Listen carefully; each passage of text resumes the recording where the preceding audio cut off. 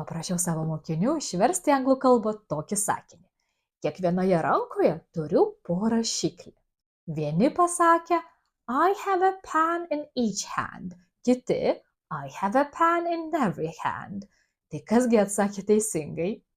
Anglų kalboje iš tiesų yra du labai panašūs žodžiai su reikšme kiekvienas – each ir every. Kurį žodį pasirinkti sprendžiame iš konteksto. Jeigu jums svarbus individualumas ir jūs pabrėžite kiekvieną grupės narį kaip atskirą vienetą, tuomet naudokite each. Pavyzdžiui, kiekvienas automobilis turi savo numerį. Each car has its own number. Tačiau jeigu jūs apjungiate visus vienetus į vieną bendrą grupę ir kalbate apie juos kaip apie visumą, sakykite every. Pavyzdžiui, kiekviena mama myli savo vaiką.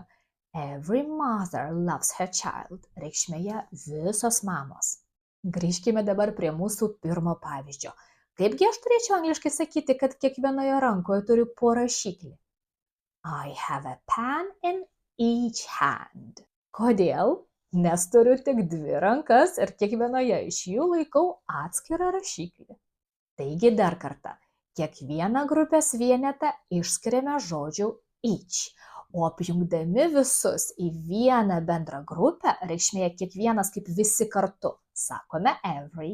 Palyginkime sakinius. Each student got a different task. Kiekvienas mokinys gavo skirtingą užduotį, tai yra visi gavo skirtingai.